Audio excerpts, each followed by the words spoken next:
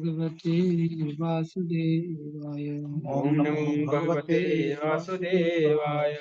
ओम नमो भगवते वासुदेवाय। ओम नमो भगवते वासुदेवाय। नारायणं नमस्कृत्यं नारायणं नमस्कृत्यं नरं चैव नरोत्तमं नरं चैव नरोत्तमं देवीं सरस्वतीं व्यासं देवीं सरस्वतीं व्यासं ततो जयमुदीरये। ततो जयमुदीरये। नष्टप्रायेषु भद्रेषु नष्टप्रायेषु भद्रेषु नित्यं भागवत सेवया नित्यं भागवत सेवया भगवति उत्तम श्लोके भगवते उत्तम श्लोके भक्तिर्भवति नैष्ठिकी। भक्तिर्भवति नैष्ठिकी। श्रीमद् भागवतम स्कंदो अध्याय 5 श्लोक संख्या 40 और 41।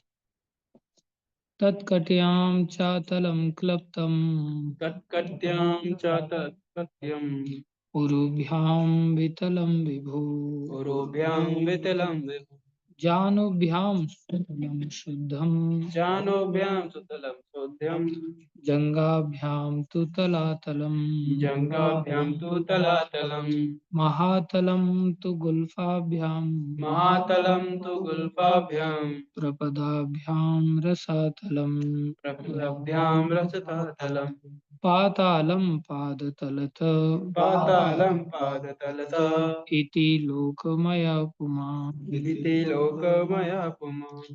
तत्कट्या चातलं क्लप्तं तत्कट्या च कलकट्यम् उरुभ्यां वितलं विभो गुरुभ्यां वितलं विभो जानुभ्यां सुतलं शुद्धं जानोभ्यां सुतलं शुद्धम् जङ्घाभ्यां तु तलातलम् जङ्घाभ्यां तु तलातलम् महातलं तु गुल्फाभ्यां महातलं तु गुल्फाभ्यां प्रपदाभ्यां रसातलम् प्रपदाभ्यां रसतातलम् पातालं पादतलत पातालं पादतलत इति लोकमयः पुमान्। इति लोकमया पुमान्। तत्कट्या चातलं क्लप्तम् तत्कट्या च तलकट्यम् उरुभ्यां वितलं विभो शुभ्रां वितलं जानुभ्यां सुतलं शुद्धं जानोभ्यां सुतलं शुद्धम् जङ्घाभ्यां तु तलातलम्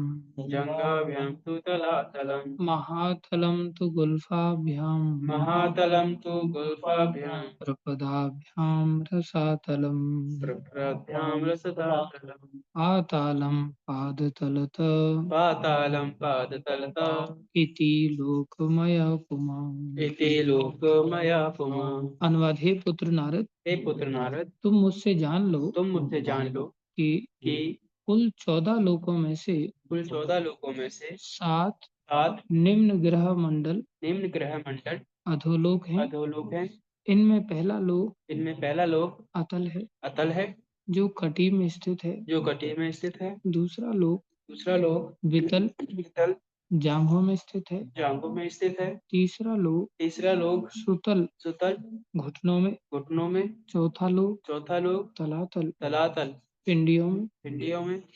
पांचवा लोक पांचवा लोक महातल हाथल टखनों में। टखनों में। छठा लोक छठा लोक रसातल है, रसातल है, जो जो पांवों के ऊपरी भाग में ऊपरी भाग में स्थित है। स्थित है। तथा सातवां लोक तथा सातवां लोक पाताल लोक है, पाताल लोक है, जो तलवों में स्थित है। जो तलवों में स्थित है। इस प्रकार इस प्रकार भगवान का विराट रूप समस्त लोकों से समस्त लोकों से पूर्ण है। पूर्ण है।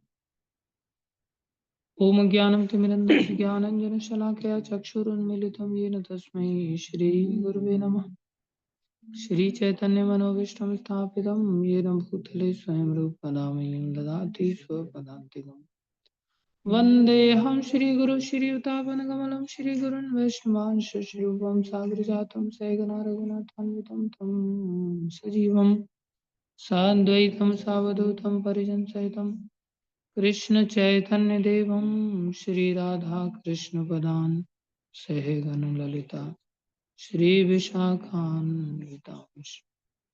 हे कृष्ण करुणा सिंधु दीनबंधु जगतपते गोपेश गोपीकांत श्री राधा कांत नमस्तुते। तप्त कांचन गौरंगी राधे वृंदावनेश्वरी वृषभानुसुते देवी प्रणमामि हरि प्रिये। वाञ्छाकल्पतरुभ्यश्च कृपा सिन्धुभ्यः पतितानां पावनेभ्यो वैष्णवेभ्यो नमो नमः। जय श्री कृष्ण चैतन्य प्रभु नित्यानंद श्री अद्वैत गदाधर शिवासादि गौर भक्तवृंद। हरे कृष्ण कृष्ण कृष्ण हरे हरे, हरे राम राम राम हरे हरे।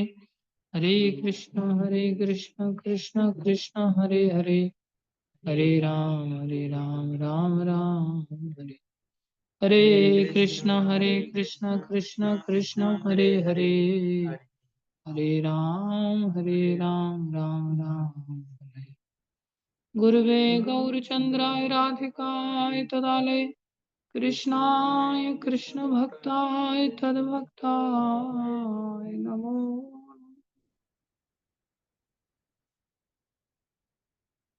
हरे कृष्णा। हरे कृष्ण। कल क्या चर्चा की थी हमने?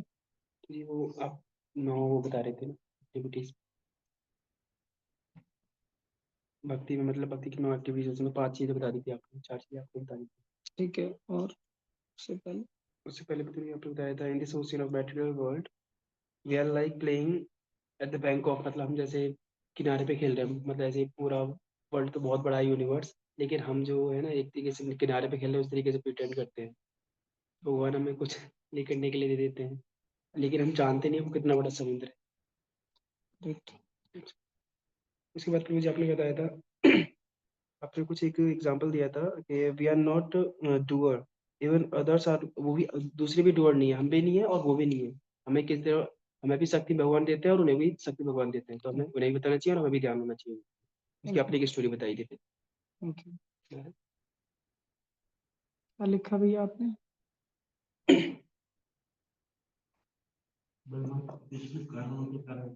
भगवान कृष्ण सभी कारणों।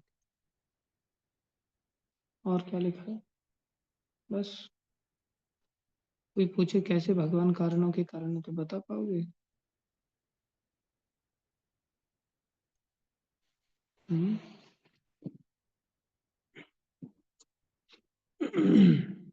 यस प्राण गोपाल प्रभु।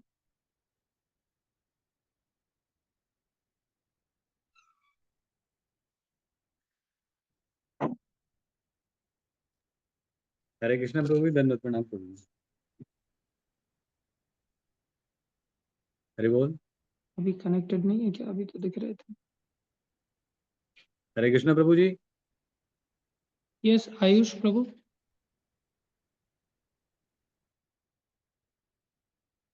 आयुष कुछ लिखा है कल?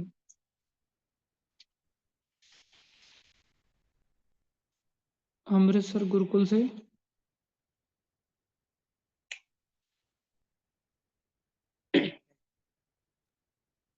मैंने कुछ नहीं लिखा। हरे कृष्णा। हरे कृष्ण।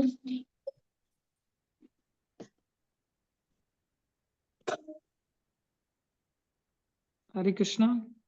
हरे कृष्ण प्रभु जी। कुछ लिखा है तुमने? प्रभु जी नहीं। बोलो। प्रभु जी नहीं लिखा है। क्यों नहीं लिखा? थोड़ा लिख लिया करो, ठीक है? हम्म। हाँ। चलो हरे कृष्णा। यस रिया माता, कुछ लिखा है आपने? लेके बैठो। प्रभु जी प्रणाम। नहीं प्रभु जी। हरे कृष्णा प्रणाम। नहीं प्रभु जी नहीं लिखा। हम्म। नहीं लिखा प्रभु जी। जोर से बोलो। प्रभु जी नहीं लिखा। क्यों नहीं लिखा? सॉरी प्रभु जी। लिखना चाहिए। आपसे लिखूंगी।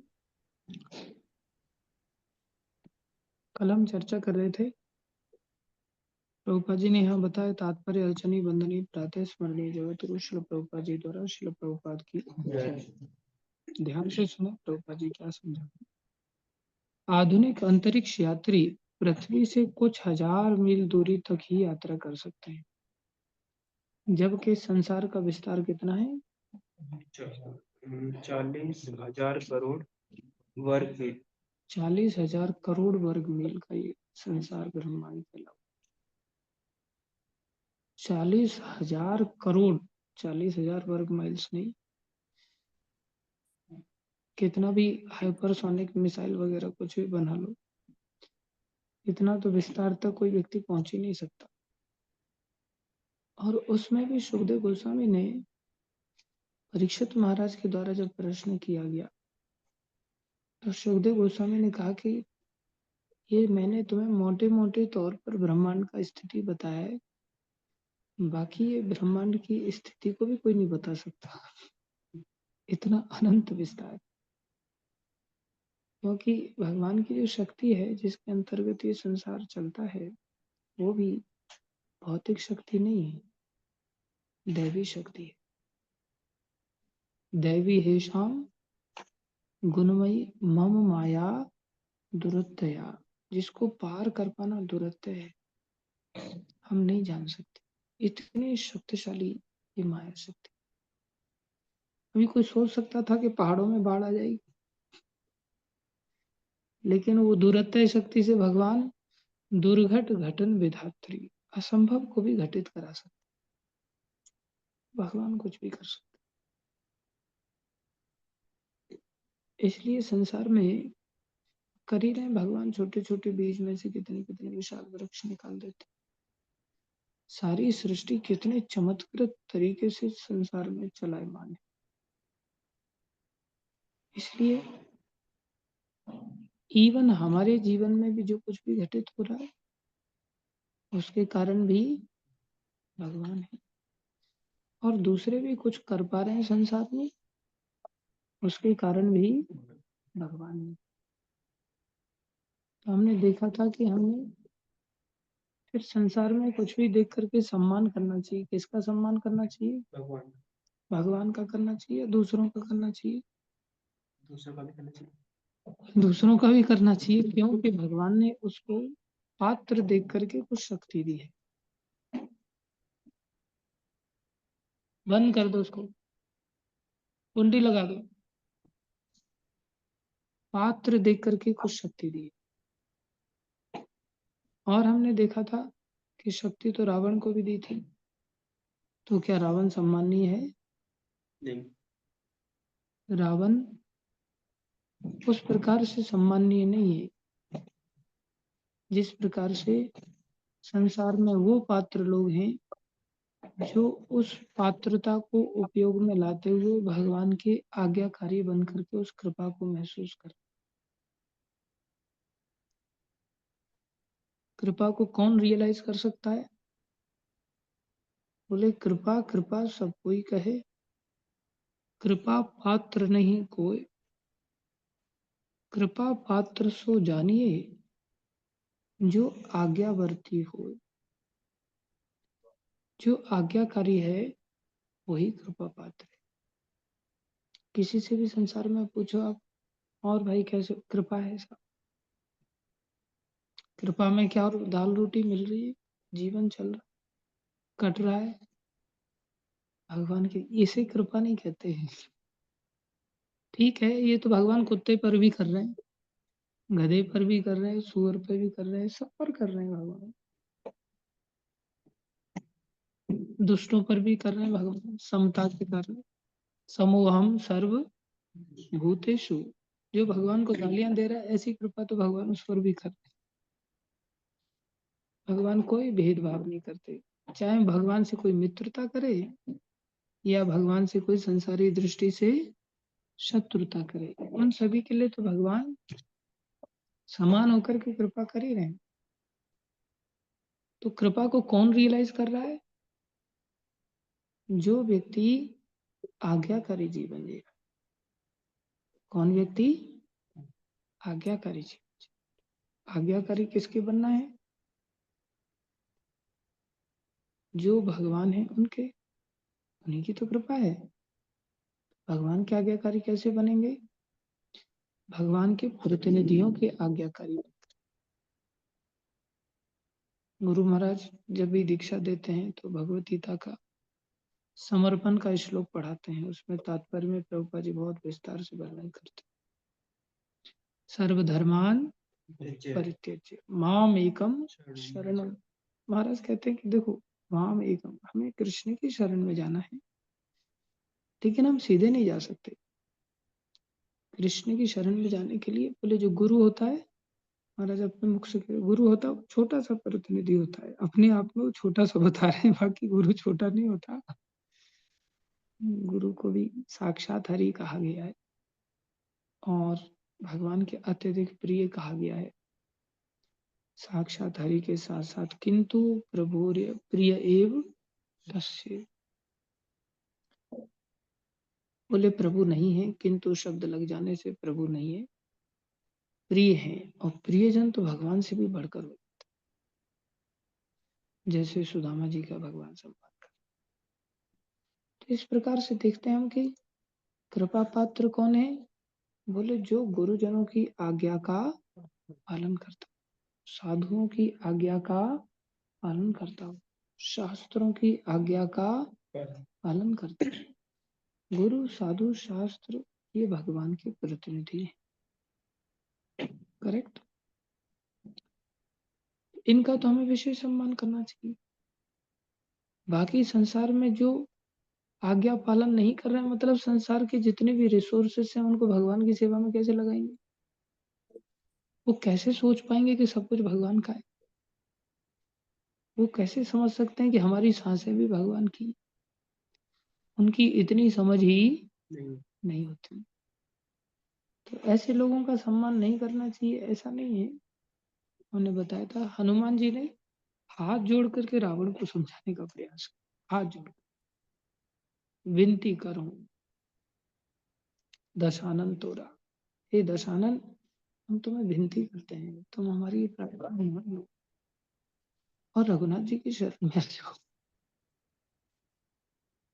तो रावण बड़ा चिढ़ गया, तुम बंदर होकर के मेरे को समझाएगा। यार उसका अंत आ गया था बेचारे का, नहीं समझ पाया। तो हमें संसारी लोगों को भी कई बार बड़े सम्मान के साथ समझाने का प्रयास करना होता है, नहीं समझ रहा तो फिर युद्ध करना पड़ता। अपने आप ही आदमी अपने कर्मों से माया से लड़के मरता। तो संसार में जब हम भगवान की इस कृपा को समझते हैं और अपनी नगण्यता को समझते हैं तो हम विनम्र हो जाते हैं। क्या हो जाते हैं? विनम्र। विनम्र होना बहुत जरूरी। विनम्र नहीं होंगे तो क्या होंगे? बोले फिर हम अपनी एक प्रतिष्ठा के लिए काम करें, फिर हम दूसरा ईश्वर बनने का प्रयास करें। जैसे गीता में भगवान ने ईश्वरो अहम, मैं कंट्रोलर हूँ। ईश्वर मतलब कंट्रोलर। ईश्वरो अहम, अहम भोक्ता। जैसे ईश्वर भाव आ जाएगा वैसे ही भोक्ता भाव भी पीछे पीछे आ जाएगा। फिर मैं भोगता हूँ, मुझे भोग करने का अवसर मिलना चाहिए, फिर मेरी प्रतिष्ठा होनी चाहिए। तो संसार में सब प्रतिष्ठा के पीछे भाग रहे हैं। प्रतिष्ठा मतलब मैं कितने लोगों को कंट्रोल कर रहा हूँ, मेरे पीछे कितने लोग हैं, यूट्यूब पर कितने मेरे फॉलोअर तैयार हो गए, ऑनलाइन पर कितने लोग मेरे को सुनते हैं, ऑफलाइन कितने सारे लोग मेरे को सुनते हैं। ये तो सब मेरे ही ऊपर निर्भर है। ऐसा ईश्वर और अहम का जो भाव आ जाता है, ये प्रतिष्ठा को पैदा कर देता है। और शास्त्र कहता है प्रतिष्ठा सुकरेर विष्ठा, प्रतिष्ठा सुकरेर विष्ठा। प्रतिष्ठा सुअर का मल है। तो सारा संसार शास्त्र के अगर एंगल से देखा जाए तो क्या ग्रहण कर रहा है? क्या खा रहा है सब संसार? क्या खा रहा है? मल खा रहा है। क्या खा रहा है? मल खा रहा है, गंदगी खा। विचार करो, सुअर इंसान का मल खाता है, और जो व्यक्ति प्रतिष्ठा के पीछे भाग रहा है, पूरा जीवन झोंक रहा है, वो किसका मल खा रहा है? वो सुअर का मल खा। ये बड़ी प्रैक्टिकल बात है।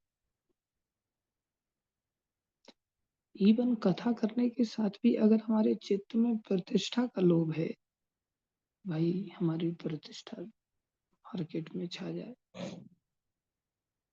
बोले वो भी क्या खाने वाला है? सूकर का मल खाने वाला। लेकिन संसार में हम जाते हैं तो संसार में इतना कंपटीशन है इस प्रतिष्ठा का, तो तू मेरे से ज्यादा मल कैसे खा सकता है? तेरे से ज्यादा मल का भोक्ता तो मैं हूँ। जो भी पढ़ाई लिखाई आदि जो कुछ भी है, क्या ये विनय देने वाली है संसार की? केवल आध्यात्मिक पढ़ाई, भागवत की पढ़ाई हमें ये बात सिखाती है, हम कुछ नहीं कर सकते। विद्या विनय संपन्न, असली विद्या तो विनय आ जाए, विनम्रता आ जाए। विनम्रता की पहचान क्या है? विशेष रूप से नम्र हो जाए, विशेष रूप से नम्र होना। नम्र होना मतलब पुनः आज्ञाकारी होना, और हम आज्ञाकारी दूसरों को बनाना चाहते हैं। मेरी आज्ञा क्यों नहीं मान रहा है? इवन प्रचारक भी ऐसा सोचते हैं कि मेरा ही काउंसलर बन के रहे, किसी दूसरे काउंसलर के नीचे जाकर के इससे मिल कैसे लिया? बहुत बड़ा अपराध कर दिया उसने। तो जो व्यक्ति अपना प्रचार प्रसार भी अपने प्रतिष्ठा के लोभ से ग्रसित होकर के करता है, तो आध्यात्मिक मार्ग में भी वो केवल मल ही खा रहा है। हमारे शिक्षा गुरु, तो हमने उनसे पूछा प्रचार कैसे किया जाना चाहिए, तो उन्होंने एक ही बात कहा, एकमात्र बात कहा कि दूसरों को प्रेम करना चाहिए, सिर्फ प्रेम करना चाहिए। कथा सुनाना, हरि चर्चा करना, ये भी प्रेम का ही कारण है, क्योंकि कृष्ण प्रेम के ही तो स्वरूप हैं। नाम रूप गुण लीला धाम जन, ये भगवान ही तो हैं। तो इनको लेकर के जो चर्चा की जाती है, वही प्रेम करना है। प्रेम करने का मात्र मतलब ऐसा नहीं होता कि बढ़िया बढ़िया खिलाओ सामने वाले व्यक्ति को। हाँ, वो सब चीजें भी हैं, शरीर के स्तर पर हैं, आत्मा के स्तर पर हमें नाम रूप गुण लीला धाम जन की भी चर्चा,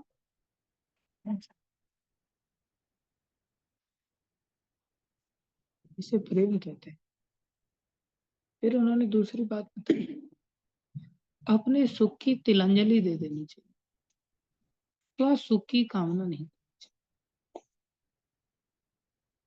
अब हम अपने अंदर झांक करके देखें तो हमारे अंदर स्व सुख की कितनी प्रबल कामना है। दूसरे के सुख का हम सोच पाते हैं क्या? उससे पता चलता है हमारे अंदर कितना प्रेम है। नंद बाबा को भगवान श्री कृष्ण ने, नंद बाबा को ही नहीं, सब ब्रजवासियों को बुलाया और सब ब्रजवासियों को दिखाया, ब्रज दिखाया, और भगवान बोले, अरे ब्रजवासियों इधर देखो, और बोले, पश्यैतान महाभागा। पश्यैतान मतलब देखो, महाभागान मतलब जिनका महाभाग्य है। कौन है ऐसे भाग्यशाली? बोले जो ब्रज के वृक्ष हैं, इनको थे। भगवान ने वृक्षों की महिमा बताया। बोले वृक्ष इतने महाभागान कैसे हो गए? बोले ये वृक्ष ऐसे उदार हैं, ऐसे उदार जीव हैं कि ये संसार में बहुत सारा दान करते हैं, सर्वस्व दान करते हैं, अपने लिए ये कुछ नहीं रखते। और भगवान ने बताया ये 10-12 चीजें लोगों को प्रदान करते। पत्ता देते हैं संसार में, तुलसी पत्ता अगर ना हो तो भगवान की हम कैसे सेवा करें? दूर्वा घास है, वो भी पत्ता ही देती है देखा जाए तो। भगवान कहते हैं तुम्हारे पास तुलसी पत्ता नहीं तो घास ही दे दो। कोई भी पत्ता, अमरूद का पत्ता चढ़ा दो, आम का पत्ता चढ़ा दो, भगवान को अच्छा लगता है। जरूरी नहीं तुलसी पत्ता ही हो। भगवान ने वहाँ क्लियर नहीं किया ऐसा कि तुलसी पत्रम, क्या लिखा? पत्रम पुष्पम। पत्रम पुष्पम फलम तोय। तो वृक्ष क्या देते हैं? पत्र देते हैं। भगवान की हम सेवा कर पाते हैं। फूल देते हैं, रोज फूल भगवान को चढ़ाते हैं। फूल ना हो तो कैसे होगा? वृक्ष अपने फूल को खुद ही बोले मैं माला बना करके पहनूंगा, भाई तेरे को मैं क्यों दूं? हर व्यक्ति अपना अपना संग्रह करता है और संग्रह करके अपने लिए सोचता है, स्व सुख की कामना सोचता है। बोले वो भगवान का भक्त नहीं हो सकता। भगवान दिखा रहे हैं यहाँ, वृक्षों से सीखो ब्रजवासियों और दूसरों के लिए जीवन जीना। संसार तो वैसे लोगों को मूर्ख कहेगा। ठीक है, दूसरों के लिए भी ख्याल रखें, लेकिन अपना रख के ख्याल रखें। नहीं, बोले फूल भी नहीं रखते अपने पास, पत्ता भी नहीं रखते और छांव भी देते हैं। कैसे छांव देते हैं? बोले धूप स्वयं सहन करते हैं और दूसरे को छांव देते हैं। और इनका जो फूल है ना, वो फूल भी आगे आने वाले दूसरे व्यक्ति को, फूल भी द्वेष नहीं निकालता, फूल भी आगे और दया करता। फूल को भी कोई कुचल देता है तो फूल भी खुशबू दे के जाता है, और ज्यादा खुशबू देता है। कुचलने वाले को खुशबू ही देना, फूल से सीखो ये वीराने चमन बन जाए, खिलना इस तरह सीखो। प्रकृति सिखा रही, ऐसा बने। कोई राहगीर आ जाता है बेचारा, पसीने से लथपथ है, वृक्ष आजा भैया हम तुम्हें हवा देते, तो उसका पसीना सूखा था, हवा। प्राय पूर्व में पत्नी पंखा झलती थी, प्रेम प्रदर्शित होता था। आजकल कौन पत्नी पंखा झलती है? लेकिन भगवान जब अर्जुन के साथ एक ही तकिया पर सोते हैं, इतना प्रेम है अर्जुन का भगवान के साथ और भगवान का अर्जुन के साथ, और दोनों एक दूसरे से लिपट के सोते हैं। और अर्जुन की टांग कृष्ण के ऊपर चली जाती है और कृष्ण भगवान की टांग अर्जुन के ऊपर चली। तो रुक्मिणी माता को अर्जुन वाली साइड में बैठना पड़ता है और सुभद्रा माता को कृष्ण वाली साइड में बैठना। और वो अर्जुन के पैर दबाती हैं सुभद्रा माता और पंखा चलती है, और रुक्मिणी माता भगवान श्री कृष्ण के पैर दबाती है, उनके लिए पंखा चलती है। दास दासी सब कुछ होने के बाद कौन पत्नी संसार में ऐसा प्रेम प्रदर्शित करती? ऐसा प्रेम ब्रज के उन वृक्षों का है जो बिना किसी संबंध के भी दूसरे व्यक्ति को हवा प्रदान करते।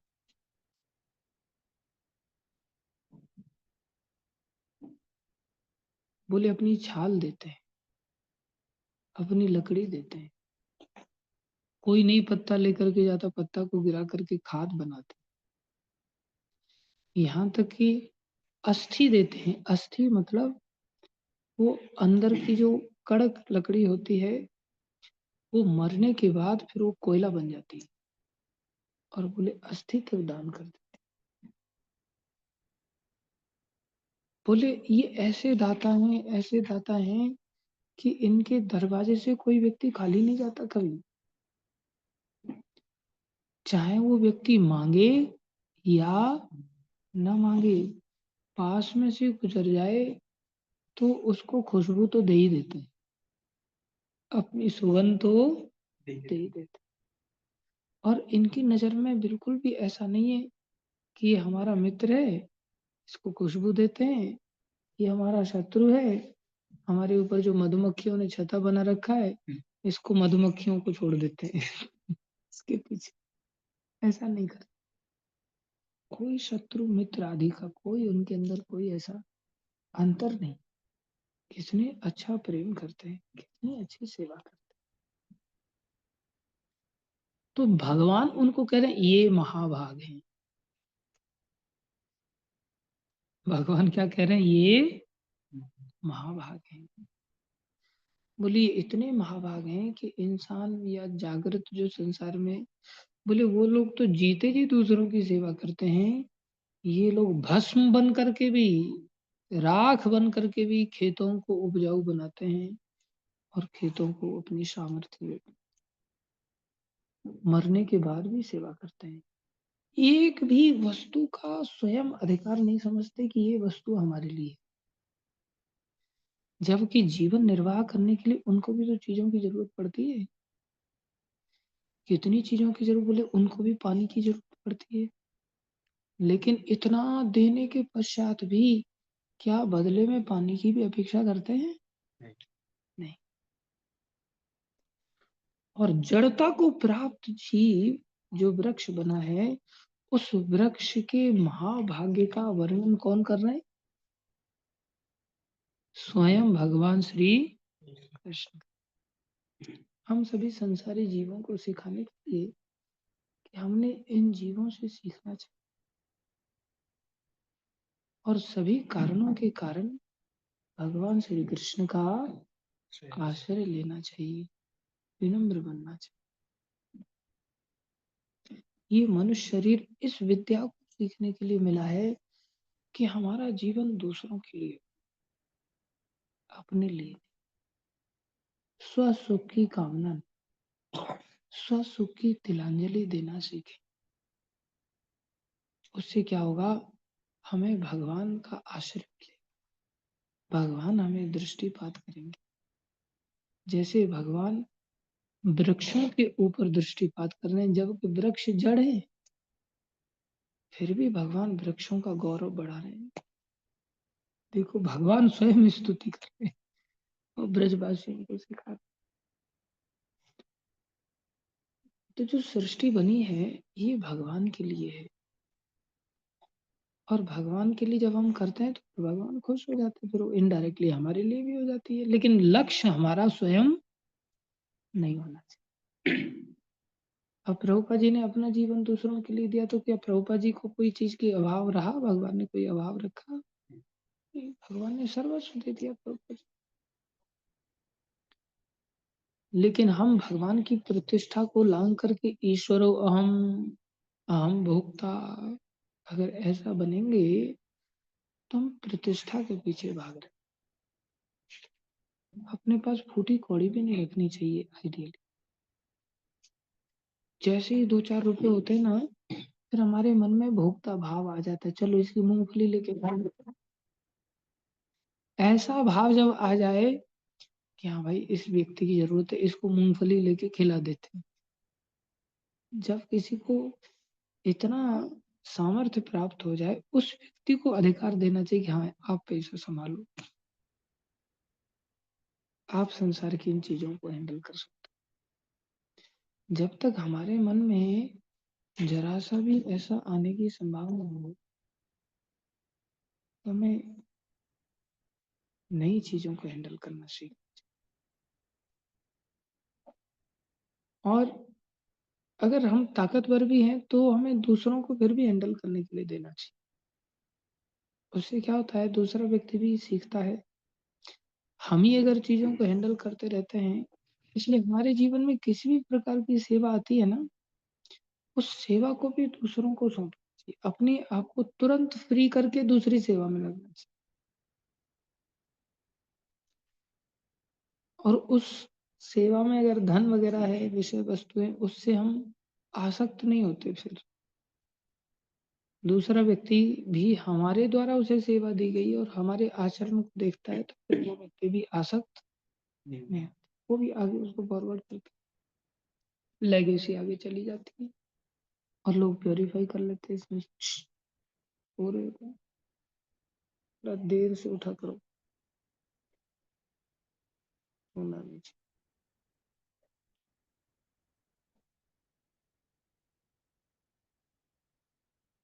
तो संसार में इसको कहते हैं, भक्त को कहते हैं अनपेक्षा, कोई अपेक्षा, सुचिर दक्ष, पवित्र तभी बनता है।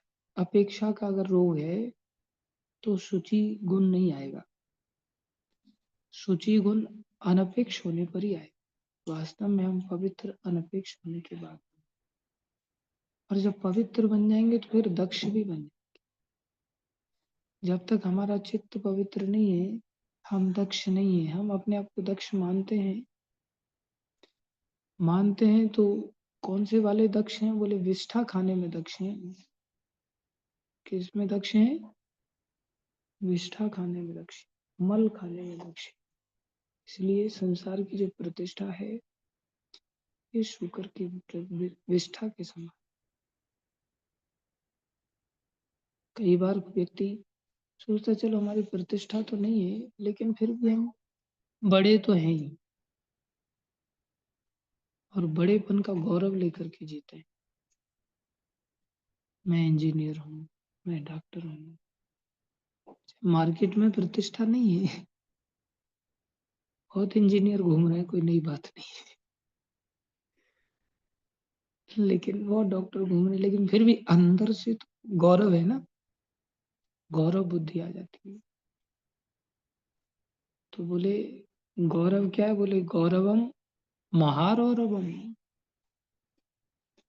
जो कुछ भी मैं लेकर के हम जी रहे हैं, मैं पुरुष हूँ, मैं नौजवान हूँ, मैं कृष्ण का दास हूँ, इसे भुला करके कोई भी मैं के साथ जीना है, वो एक अलग गौरव बुद्धि है। और वो गौरव बुद्धि हमें कहाँ लेकर के जाएगी? रौरव महारौरव नरक में लेके जाएगी। समझ में आ रहा है? किसी ने हमें प्रणाम किया, किसी ने पैर छुआ, इतना छाती चौड़ी हो जाती। हम सब चाहते हैं इसने मेरे को हरे कृष्णा नहीं, और ये मेरी दृष्टि मात्र से कंट्रोल नहीं हो रहा है। मैंने इसको देखा और ये अभी तक डांस नहीं कर रहा है। दृष्टि से ही डांस चालू हो जाए।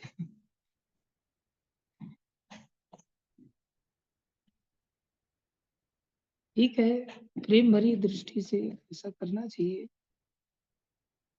अगर नहीं कर रहा है तो फिर दादागिरी नहीं दिखानी चाहिए।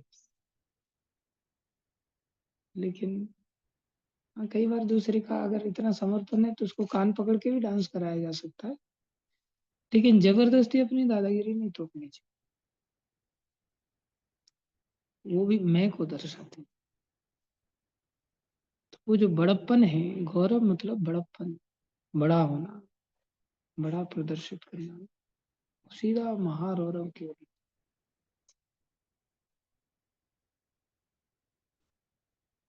और बड़ा होना ही नहीं, बड़े होने के अलावा भी कुछ भी मैं है, उसे अभिमान कहते हैं।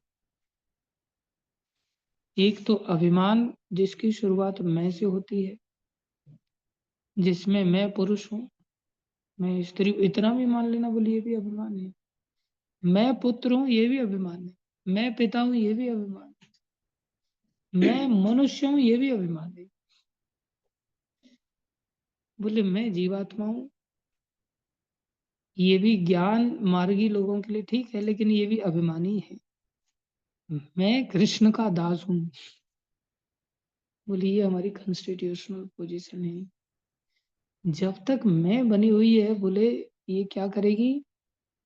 अभिमानम सुरापानम।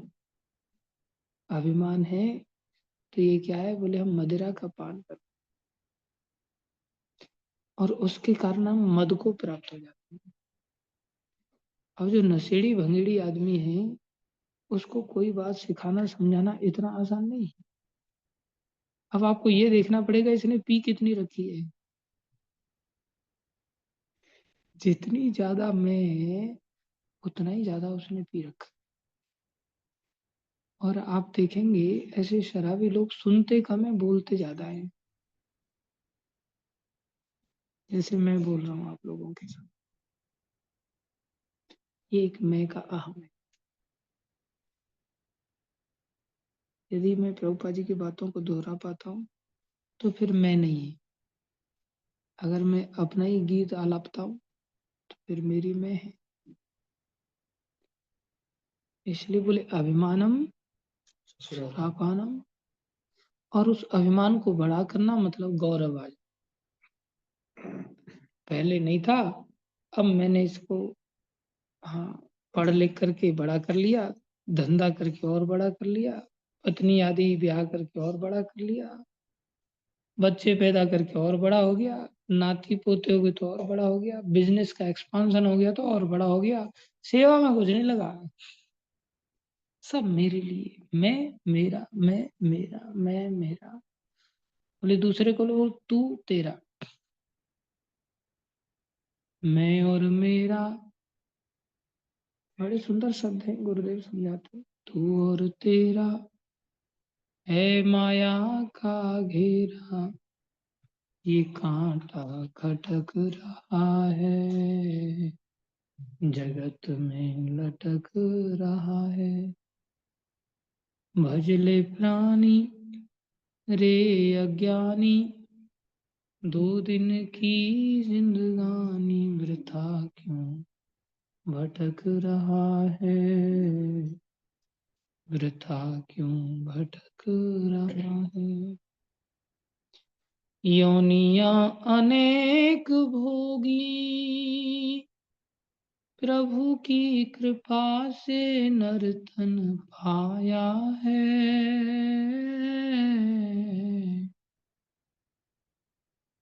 झूठे व्यसन में फंस कर हरि से न नेह लगाया है। रे अज्ञानी तज नादानी, भजले सारंग पानी, यही सब ग्रंथ कहाए, यही सब संत कहाए। भजन कर लो, मनुष्य शरीर मिला है, इस सुरापान को छोड़ दो। और सुरापान पी पी करके इतने मदान हो गए कि बस अपना ही धांगते रहते हैं, दूसरे को तो मौका ही नहीं देते बोलने का। ऐसे शराबी कबाबी लोग। एक लड़का, हमने उसको, हमारा चाचा का ही लड़का था, हमें खबर आई कि ऐसे ऐसे वो दारू पी के यहाँ थाने में पड़ा है। पुलिस वाले भी ऐसे लोगों को हाथ जोड़ देते हैं। तो हम गाड़ी लेकर के वहां पहुंचे, तो हमने उसको पकड़ के गाड़ी में डाला। मेरा सम्मान कर, भैया जी भैया जी भैया। उनके दिमाग में अगर किसी का सम्मान है ना, तो शराब में भी बहुत ज्यादा सम्मान बढ़ जाता है। और किसी से उनकी घृणा है तो शराब में भी खूब गाली देते। ये जरूर अंतर आ जाता। ओ भैया जी मेरे को इतना मारो, इतना मारो, इतना मारो कि मैं मल मूत्र का त्याग कर और मेरे को सुधार दो। ऐसा वो शराब के नशे में बोल रहा था। और एक भक्त कपिल नाम का वो गाड़ी चला रहा था। ए कपिल, राइट ले ले, राइट ले ले। होश उसको कुछ नहीं है, सीट पे पड़ा हुआ है, लेटा हुआ है पीछे वाले। कपिल राइट ले, राइट ले। और न लेफ्ट का पता चल रहा है उसको। भैया जी आप है ना, रास्ता तो आप दिखाई देंगे, कोई टेंशन नहीं। बड़बड़ाई जा रहा है, बड़बड़ाई जा रहा है, पूरा रास्ता। कपिल ठीक से चला गाड़ी, और ठीक से वो जैसे उसको सब समझ आ रहा है। वो तो एरोप्लेन की यात्रा कर रहा है एक प्रकार से शराब के नशे में। जो मूर्ख होते हैं ना, ऐसे नशे में लोग बड़बड़ाते हैं। तो संसार में जो शराब नहीं पीता, इसका अर्थ ये नहीं कि वो शराब नहीं पी रहा है, उसके जीवन में शराब का नशा नहीं है। अभिमानम सुरापानम, गौरवम महारौरवम, प्रतिष्ठा सुकरेर विष्ठा। क्या मतलब निकला इसका? संसार की जीवन शैली कैसी है? शराब पियो, क्या करो? शराब पियो और शराब पी करके लोग गटर में ही जाते हैं ना, पड़े रहते हैं, क्या मुंह में जा रहा है क्या नहीं जा रहा है कुछ होश ही नहीं। ये शब्दावली क्या बता रही है? शराब पियो और मल खाओ, खूब शराब पियो और खूब मल, तो फिर भी बड़ा प्रोफेशनल शब्द है। संसारी जीवन कैसा है? अगर मुंहफट शब्दों में कहा जाए, सच्चाई अगर व्यक्त किया जाए, शराब पियो, टट्टी खाओ और महारौरव नामक नरक में जाओ। सिर्फ ये 3 प्रिंसिपल पर संसार चल रहा है। जितना भी जो कुछ भी पढ़ाई लिखाई नौकरी चाकरी नेतागिरी दादागिरी जीवन शैली संसार की केवल कुल मिलाकर के यहीं पर खत्म होती है। क्या? शराब पियो, मल खाओ, खाओ। और ज्यादा रिसर्च मत करो। शराब पियो, मल खाओ और नरक को जाओ। लेकिन भागवत हमें बचा। सारा संसार, हाँ ये लड़की बहुत बढ़िया है, इतनी सुंदर है, मैं भी कोई कम सुंदर नहीं हूँ, इसको भी मेरे को थोड़ा समझना चाहिए, मेरी ओर आकर्षित होना चाहिए। मेरी अपनी प्रतिष्ठा है, मैं गर्लफ्रेंड घुमा रहा हूँ, उसके पास तो गर्लफ्रेंड ही नहीं। मतलब मेरी प्रतिष्ठा है, वो बेवकूफ नहीं समझ रहा है, वो मल खा रहा है, नरक की तैयारी। इसलिए जो मनुष्य शरीर मिला है, ऐसे बच्चे की तरह खेलने के लिए नहीं मिला। संसार में साइंटिस्ट लोगों को प्रभुपाद जी ने यहाँ से संदेश दे दिया।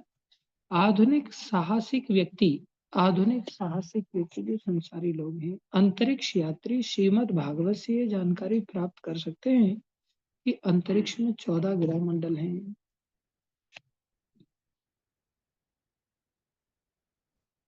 आधुनिक साहसिक व्यक्ति हैं, लेकिन ऐसे साहसिक नहीं जैसे भक्त हैं।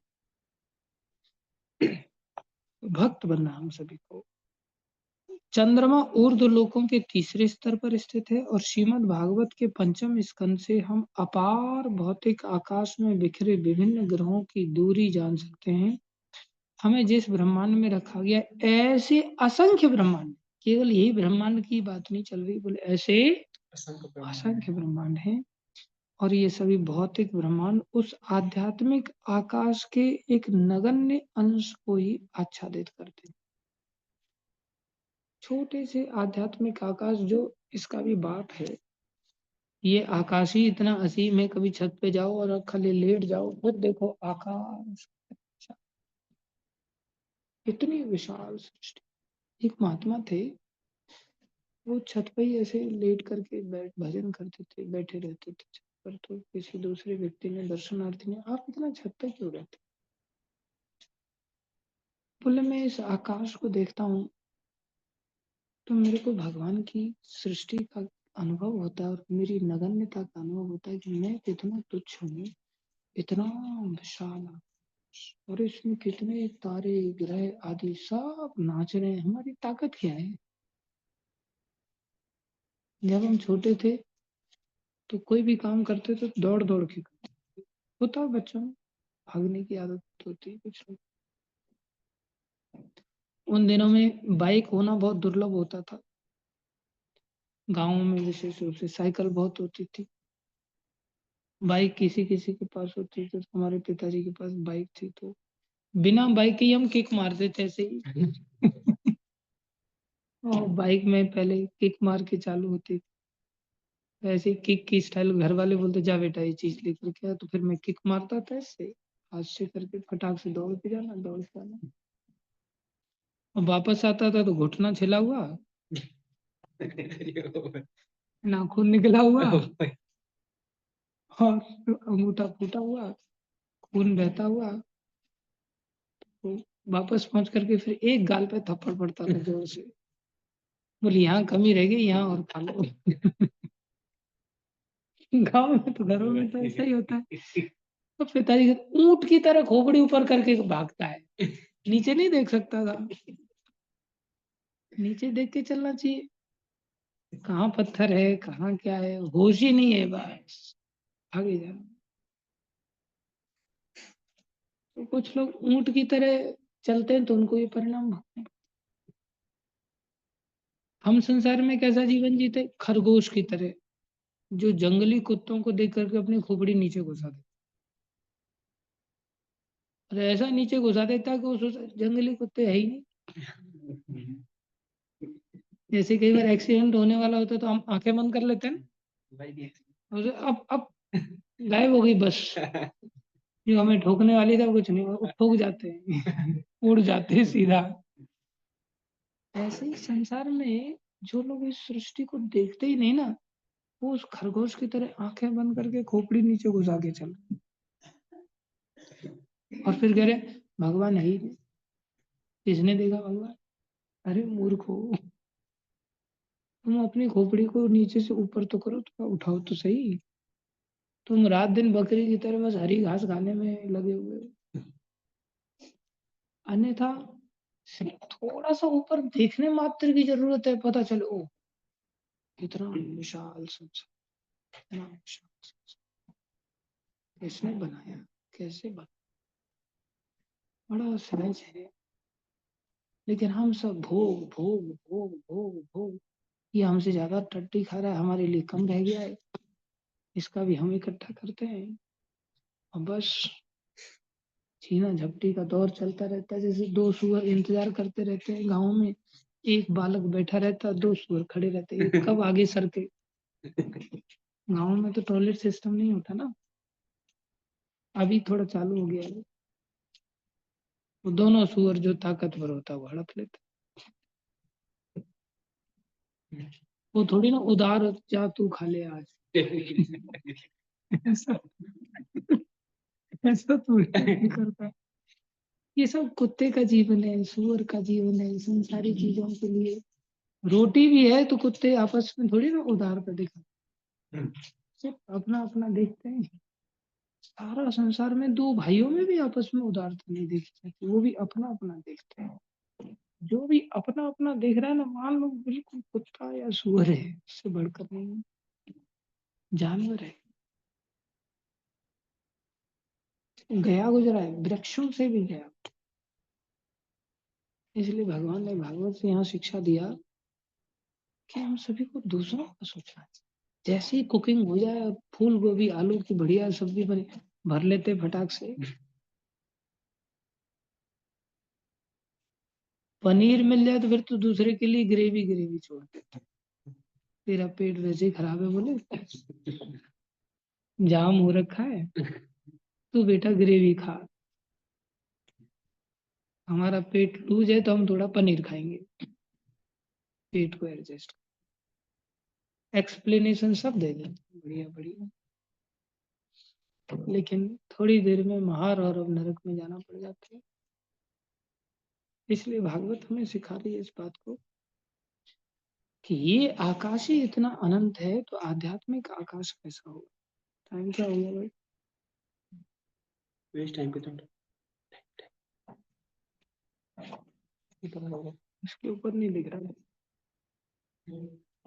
हाँ, 6:23 हो गया। चलो थोड़ा सा और पढ़ लेते हैं। आध्यात्मिक आकाश तो और अनंत है,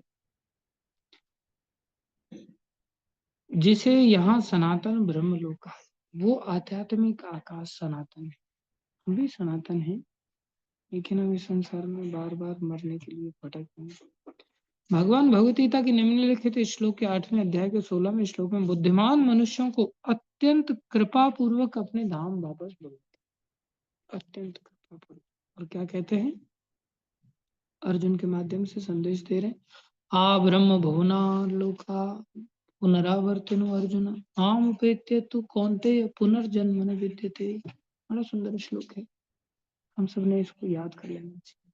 बड़ा सिंपल है, आ ब्रह्म, ब्रह्म लोक से लेकर के भुवना, जितने भी अनंत लोक हैं, ये सब भुवन कैसे हैं? पुनरावर्तिनो अर्जुन। अर्जुन, यहाँ पुनरावृत्ति होती रहती है। ये संसार मरता रहता है। अभी हमें खुद भी मरते हैं हम, संसार की तो बात छोड़ दो, खुद के भी मरने का ज्ञान है क्या?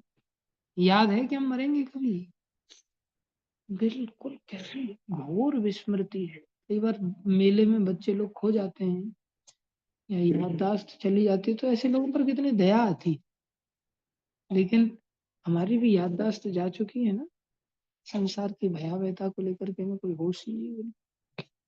भगवान घोषणा कर, लेकिन तू शब्द लगा करके कह रहे, माम उपेत्य तू, माम उपेत्य, मेरी उपेत्य, मेरी प्राप्ति होने पर, हे कुंती नंदन कौन्तेय, पुनर्जन्म न विद्यते। ऐसा संसार में फिर हमें आना नहीं पड़ेगा, भटकना नहीं, कष्ट ऐसे नहीं झेलने। संसार में कौन सा दिन होता है जिस दिन हम लोग कष्ट से बचे रहें? बताओ। भक्ति मार्ग में भी हम आते हैं, सुबह उठने में कष्ट होता है कि नहीं होता? डांस करने में कष्ट है कि नहीं? कुकिंग करने में कष्ट है कि नहीं? नहाने में कष्ट है कि नहीं? पेट साफ नहीं होता उस समय कितना कष्ट होता है। और किसी को भगंदर हो जाए तो कितना अवश्य समस्याजनक पैदा स्थिति है, पाइल्स वगैरह हो जाए, कितना कष्ट होता है, बीमारियां लगी रहती। संसार में चाहे भक्ति करो या भक्ति ना करो, बिना कष्ट के कोई भी जीवन शैली है संसार में? संसार बनाई है मरने के लिए, फिर जन्म लो फिर मरो। इसलिए बिल्कुल दिमाग में एकदम से बिठाने लग चाहिए। ऐसा नहीं 2 साल बाद, 10 साल बाद, 20 साल बाद बिठाऊंगा, उससे पहले टपक गए तो।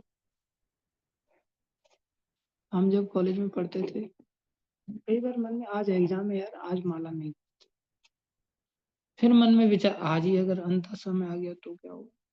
मिनिमम कोटा तो किसी भी हालत में सबको करने की चेष्टा करें, जिससे कि कम से कम हम चैनल में तो रहें, भगवान कम से कम आगे के लिए एवोल्यूशनरी प्रोसेस में तो डाल के आगे प्रोग्रेस तो करा दें हमारी कम से कम। इसलिए हो सके तो इसी जन्म में हमें पूरा प्रयास करके अपना काम पूरा कर लेना चाहिए और बात मन में बिठा लेनी चाहिए। अब ना भुलाना बात संतों की, मन में बिठाना, आशा संसार की, तज दे घर बार की। बड़ा सुंदर भजन है। धन्यवाद सभी भक्तों का। भागवत महापुराण की जय, श्री प्रभुपाद की जय, श्री गुरु महाराज की जय, अनंत कोटि वैष्णव वृंद की जय, आप सब भक्तों की जय। सब लोग जब कर सकते हैं 7:30 बजे तक।